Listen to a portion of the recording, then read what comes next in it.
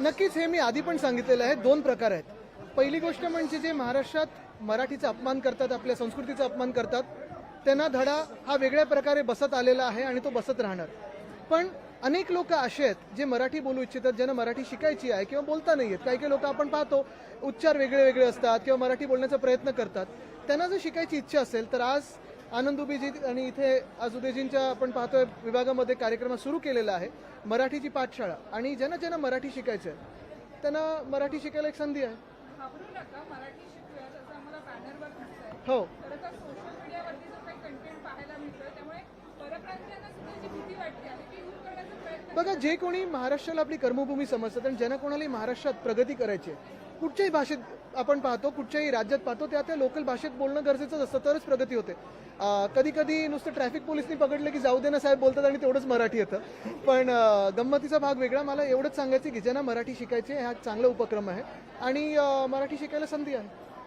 मनसेकडनं वारंवार आपण जर बघितलं तर मराठीचा आग्रह केला जातो. अनेकदा मारहाणीचे प्रकार सुद्धा समोर आलेले आहेत. अशा पद्धतीने ज्या वेळेला समाजामध्ये चित्र निर्माण होतं, कुठेतरी मराठी बोलताना मराठी लोकच मागे पडतात. मला वाटतं एक महत्त्वाचं आहे जे वंदनीय हिंदू सम्राट बाळासाहेब ठाकरेंनी देखील सांगितलं की जास्तीत जास्त भाषा शिकणं गरजेचं आहे.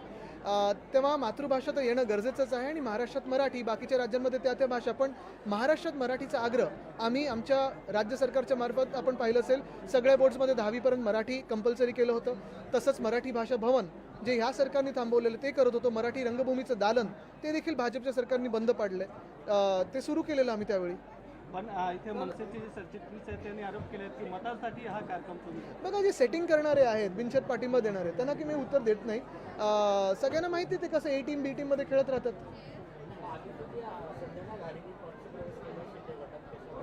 पाहत नाही कशा प्रकारे, म्हणजे पाहतच नाही. बघा, तुम्हाला एक सांगू, जे कोणी आमच्यासोबत थांबलेले आहेत त्यांना कोणालाही आपण पाहतोय नुसतं एकच अपेक्षा आहे की महाराष्ट्रासाठी लढत राहायचं, मुंबईसाठी लढत राहायचं. जे बेकाम असतील ते जातील. पुन्हा एकदा पालिकेच्या निवडणुकीची तयारी तुम्ही सुरू केलेली आहे. मराठी मतं ती वाढवण्यासाठी पालिकेची निवडणुकांची तयारी आम्ही गेले 3 वर्ष चालूच आहे, पण भाजप काय मनस्थितीच नाही निवडणुका घेण्याच्या. आणि परत मी तुम्हाला सांगतो, आज पण प्रश्न हाच आहे ना. बघा, आज ठीक आहे, मतं हा एक वेगळा विषय झाला, पण जे मतं घेऊन जिंकले असतील, माझं तर म्हणणं निवडणूक आयोगाच्या आशीर्वादाने, पण मतं घेऊन जिंकले असतील ते मुख्यमंत्री मुंबईच्या विषयांमध्ये, मग BSTचं असेल, पाण्याचा प्रश्न असेल, कचऱ्याचा प्रश्न असेल, कचरा कर लावतात आता, कधी आमच्याकडे लक्ष देणार आहेत मुंबई म्हणून. अभी जो हिंदी मराठी की पाठशाला की शुरुआत आपसे हुई है, आनंद जी के जिन्हें जिस तरह से शुरुआत किया, किस तरह से शुरुआत हुई? भाषा पे वाद ना हो, पहली बात तो यही है कि जिस भी राज्य में आप जाते हो तो वहाँ लोकल भाषा जो है वो सीखना ज़रूरी होती है, उसी से आपकी प्रगति होती है. महाराष्ट्र में अगर आप देखें तो मराठी पे हम कायम रहे हैं. मराठी भाषा आनी चाहिए, मराठी की जो पूरी संस्कृति है उसका आदर हो. आदर कोई नहीं करेगा तो उसकी अलग पाठशाला होगी. लेकिन सबसे महत्वपूर्ण यही चीज़ है कि बहुत सारे ऐसे भी लोग होते हैं यहाँ सालों से रहते आए हैं, रोजी रोटी यहाँ है, कमाते यहाँ है, अपनी जन्मभूमि हो, अपनी कर्मभूमि हो, महाराष्ट्र को समझते हैं.